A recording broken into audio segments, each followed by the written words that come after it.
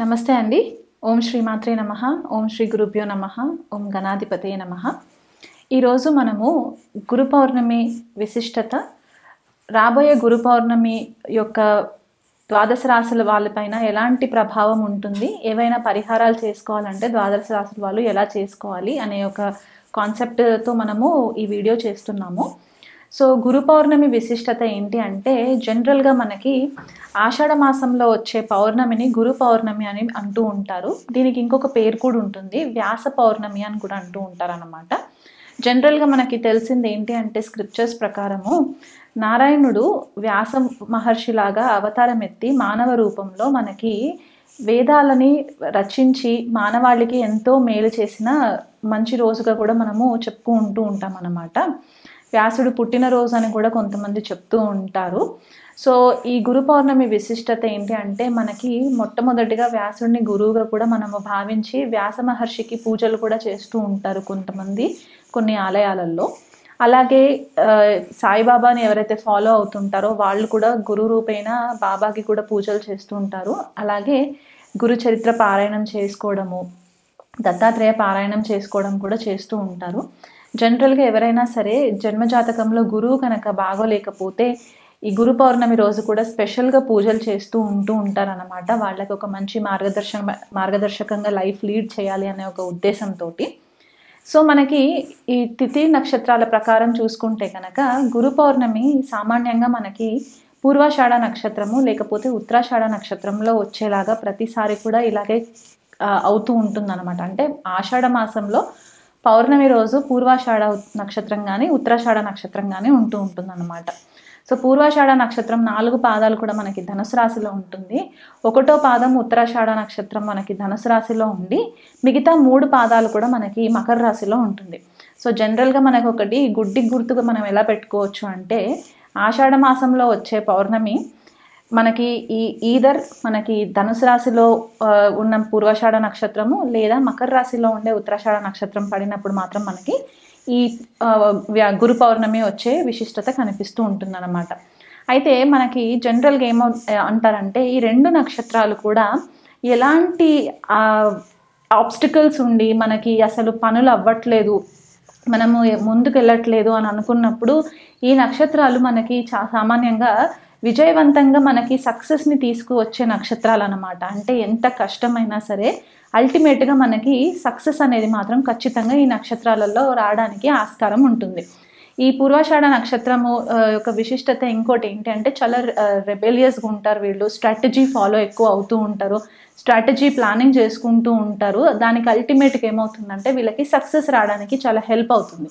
అదే ఉత్తరాషాఢ నక్షత్రం కనుక తీసుకున్నట్లయితే కనుక వీళ్ళు చాలా బేస్ లెవెల్లో నుంచి స్టార్ట్ చేసుకొని అల్టిమేట్గా ఒక మెట్టుపై మెట్టు ఎక్కుకుంటూ వీళ్ళు అల్టిమేట్గా సక్సెస్ లీడ్ చేయడానికి కూడా మనకి హెల్ప్ అవుతుందన్నమాట. ఉత్తరాషాఢ నక్షత్ర చాలా రెబేలియస్ ఎనర్జీ ఉంటుంది వీళ్ళకి, పట్టు వదలని విక్రమార్కుడిలాగా ఫైట్ చేస్తూ ఉంటారనమాట. సో ఈ 2 నక్షత్రాల విశిష్టత అది. అలా కాకుండా మనకి ధనుసు రాశి మనకి ఇంపార్టెన్స్ ఇక్కడ ఏమవుతుందంటే, కాలపురుష కుండలిలో మనకి 9వ స్థానము లేదా భాగ్యస్థానం అని చెప్తూ ఉంటాము. అండ్ గురు బృహస్పతి రూల్ చేసే ఒక రాశిలాగా కూడా చెప్తూ ఉంటాం అనమాట ధనుసు రాశి.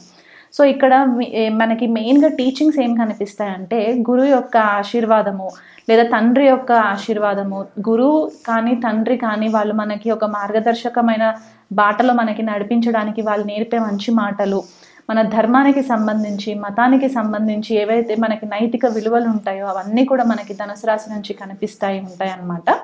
అలా కాకుండా ట్రెడిషనల్గా అంటే ఒక పద్ధతి ప్రకారంగా ట్రెడిషనల్ వాల్యూస్ ఏవైతే మనకి ఉంటాయో అవి, స్క్రిప్చర్స్ మనకి క్లాసికల్ స్క్రిప్చర్స్ ఏవైతే ఉంటాయో, శాస్త్రాలు ఏవైతే ఉంటాయో, లేకపోతే హయ్యర్ లెర్నింగ్ మనం ఏదైతే ఇంకెక్కువ స్థాయిలో చదువుకోవాలి, మనకి జ్ఞానం అర్జితం చేసుకోవాలనుకునే వాళ్ళు ఎవరైతే ఉంటారో ఇదంతా కూడా మనకి ధనుసు రాశిలో నుంచి ఎక్కువ మట్టుకు మనకి కనిపించే ఛాన్సెస్ ఉంటాయి అన్నమాట.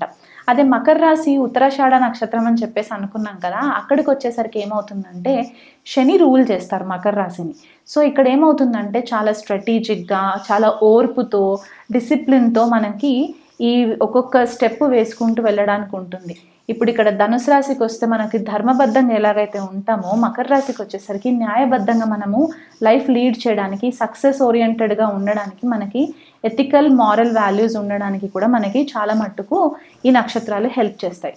సో గురు పౌర్ణమి రోజు మనకి ఈ విశిష్టత ఉంది కాబట్టి ఎవరైనా సరే మీ లైఫ్లో మీకు గురువులు తారసపడట్లేదు, లేకపోతే మీకు ఒక లైఫ్లో డైరెక్షన్ లేదు అని అనుకున్న వాళ్ళు ఎవరైనా ఉంటే గనక ఈ ద్వాదశ రాశుల్లో మీకు గురువు బ్లెస్సింగ్స్ రావాలని చెప్పేసేసి మీరు దగ్గరలో ఉన్న ఏవైనా టెంపుల్స్కి వెళ్ళి మీరు పరిహారాలు చేసుకోవడానికి కూడా మీకు హెల్ప్ అవుతుంది.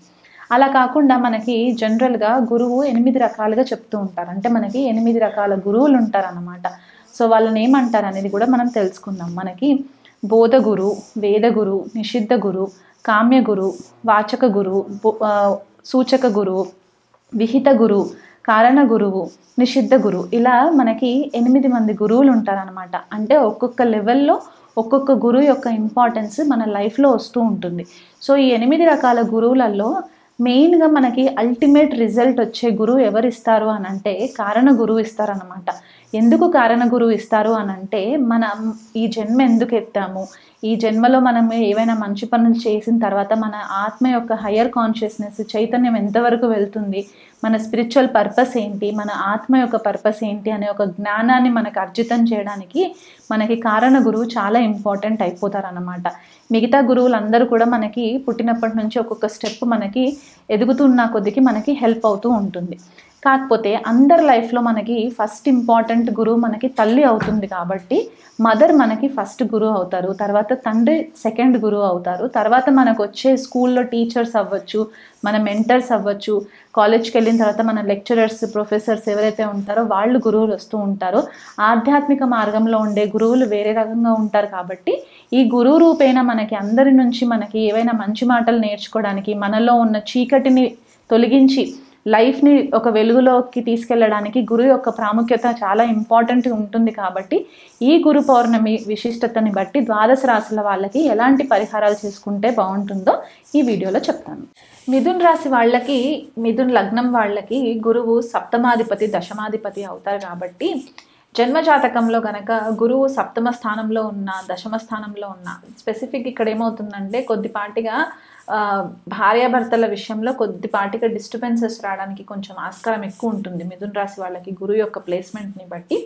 అలాగే దశమ స్థానంలో ఉంటే కనుక కెరియర్కి సంబంధించి కొద్దిపాటిగా హెవీనెస్ ఉండే ఛాన్సెస్ ఉంటూ ఉంటుంది. వీళ్ళకి జన్మజాతకంలో గనక గురువు వక్రి నొందిన, లేకపోతే అస్తంగత్వం పొందిన, నీచలో ఉన్న, రాహుకేతు శనితో కలిసి ఉన్నా కూడా కొద్దిపాటిగా డిస్టర్బెన్సెస్ రావడానికి చాలా ఆస్కారాలు ఉన్నాయి. కాబట్టి రెగ్యులర్గా వీళ్ళు విష్ణు సహస్రనామ పారాయణం చేసుకోవడము, అలాగే గోవుకు గ్రాసం పెట్టడము, చిన్నపిల్లలు ఎవరైతే ఉంటే కనుక చిన్నపిల్లలకి వీలైనంత మట్టుకు చదువుని చెప్పించే ప్రయత్నం చేస్తే, అంటే చిన్నపిల్లలు ఇంటి పక్కన చుట్టుపక్కల పిల్లలు ఉంటారు కదా, వాళ్ళకి ఒక చిన్న ట్యూషన్ లాగా ఏర్పరచుకొని, ఒకవేళ మీకు వీలు కుదిరితేనే, వీలు అంటే మీరు ఆల్రెడీ ఒకవేళ వర్కింగ్ ఎంప్లాయీస్ ఉంటే కనుక అది స్కిప్ చేయొచ్చు. ఇంట్లో హౌస్ వైఫ్స్ ఎవరైనా ఉంటే కనుక మీకు జన్మజాతకంలో గురువు యొక్క ప్లేస్మెంట్ బాగోలేక మిథున్ రాశి అయితే కనుక మీ నైబర్హుడ్లో కనుక చిన్నపిల్లలు ఎవరైనా ఉంటే వాళ్ళకి కొద్దిపాటిగా మినిమల్ ఫీజ్ తీసుకొని వాళ్ళకి చిన్నగా ఏదైనా జ్ఞానం ట్రాన్స్ఫర్ చేయడానికి కనుక మీరు ప్రయత్నం చేస్తే మీ గురు యొక్క బ్లెస్సింగ్స్ చాలా మెరుగు పొందడానికి ఛాన్సెస్ ఉంటాయి. ఎందుకంటే ఈ స్పెసిఫిక్గా ఈ రెమెడీ ఎందుకు చెప్తున్నానంటే మిథున రాశి స్వతహాగా కమ్యూనికేషన్కి సంబంధించి ఉంటుంది. మనము ఎలా కమ్యూనికేట్ చేస్తున్నాము, మన నైబర్స్తో ఎలా ఉంటాము అనేది కూడా మనం ఇక్కడ చూస్తూ ఉంటాం. కాబట్టి మీ నైబర్హుడ్లో ఉండే చిన్నపిల్లలు ఎవరైతే ఉంటారో, 12 ఏళ్ళలోపు పిల్లలు ఉంటారో, వాళ్ళకి ఏదైనా గురు రూపైన మీరు వాళ్ళకి మంచి విద్యా బోధన చేయడము, లేకపోతే ఏదైనా శాస్త్రానికి సంబంధించి, లేకపోతే రామాయణ భాగవతాలకి సంబంధించి చిన్నపాటి క్లాసెస్ కనుక మీరు అరేంజ్ చేసి వీక్లీ ఒక్కసారైనా సరే వాళ్ళకి కనుక మీరు జ్ఞానాన్ని ట్రాన్స్ఫర్ చేసినట్లయితే కనుక మీకు గురువు యొక్క బ్లెస్సింగ్స్ రావడానికి చాలా హెల్ప్ అవుతుంది. మీరు కూడా స్వతహాగా రెగ్యులర్గా స్కిల్స్ని అప్డేట్ చేసుకుంటే ప్రయత్నం చేస్తూ ఉండండి. వర్కింగ్ ఎంప్లాయీస్ అయితే కనుక ఒక దగ్గర స్టక్ అయిపోయినట్టు అనిపిస్తే కనుక కొత్త స్కిల్స్ ఏదైతే మార్కెట్లో రిలీజ్ అవుతుందో ఆ స్కిల్స్ పైన ఎక్కువ ఫోకస్ చేసే ప్రయత్నం చేయండి. అలాగే ఇంట్లో ఉండే హౌస్ వైఫ్స్ అయితే కనుక ఏదైనా ఒక పుస్తకం తీసుకొని ఆ పుస్తక పారాయణం చేయడము, అంటే ఎనీ సబ్జెక్ట్, ఇక్కడ స్పెసిఫిక్గా శాస్త్రానికి సంబంధించి, వేదానికి సంబంధించి పుస్తకాలు చదవమని చెప్పట్లేదు. ఏ సబ్జెక్ట్ అయినా సరే మీకు ఇంట్రెస్ట్ ఉంటే కనుక మీరు ఆ జ్ఞానం తెచ్చుకున్న తర్వాత మీ ఇంట్లో పిల్లలకి కూడా ఆ నాలెడ్జ్ని కనుక మీరు ట్రాన్స్ఫర్ చేస్తే కూడా మీకు మంచి రిజల్ట్స్ వస్తాయి. అలాగే జన్మ జాతకంలో గనక గురువు ద్వితీయ స్థానంలో ఉన్న, పంచమ స్థానంలో ఉన్న, భాగ్యస్థానంలో ఉన్న మీకు మంచి రిజల్ట్స్ రావడానికి ఛాన్సెస్ ఉంటాయి. అలాగే లగ్నంలో ఉన్నా కూడా కొద్దిపాటిగా మీకు యొక్క సొసైటీలో ఒక మంచి రికగ్నిషన్ రావడానికి కూడా ఛాన్సెస్ ఎక్కువ ఉండే పరిస్థితి కనిపిస్తూ ఉంటుంది. ఒకవేళ ఇదే గురువు సప్తమాధిపతి, దశమాధిపతి అయి షష్ఠ, అష్ట, వ్యయ భావాలలో ఉంటే కనుక కొద్దిపాటిగా డిస్టర్బెన్సెస్ తీసుకురావడానికి ఆస్కారం ఉంటుంది.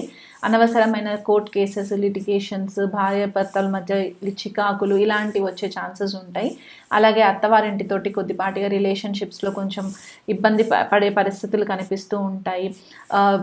అలాగే మనకి ఫారెన్ ట్రావెల్ ఎవరైనా చేయాలనుకుంటే ఆబ్స్టికల్స్ రావడం కనిపిస్తూ ఉంటుంది. దూరదేశ ప్రయాణాలలో ఇబ్బందులు రావడము, లేకపోతే foreign trading, export and import business చేసే వాళ్ళు ఉంటారు. అలాంటి వాళ్ళు చేస్తుంటే కనుక అక్కడ కూడా కొద్దిపాటిగా డిస్టర్బెన్సెస్ వస్తాయన్నమాట దుష్టాన హౌసెస్లో ఉన్నప్పుడు. సో దానికి తగ్గట్టుగా మీరు నేను ఏదైతే రెమెడీస్ చెప్పానో ఆ రెమెడీస్ కనుక మీరు చేసుకున్నట్లయితే మీకు మంచి రిజల్ట్స్ వస్తాయి. శనగలు దానం చేస్తూ ఉండండి.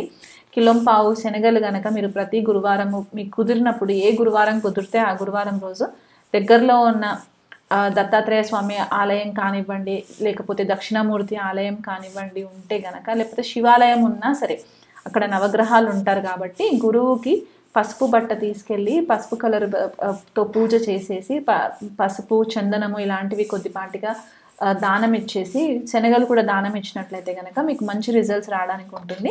చిన్నపిల్లలు 12 ఏళ్ళ లోపు పిల్లలు ఎవరైనా ఉంటే కనుక బేసన్ లడ్డూస్ చేసి కూడా మీరు టెంపుల్లో పిల్లలకి ప్రసాదంగా పంచిపెట్టినా కూడా మీకు మంచి రిజల్ట్స్ వస్తాయి.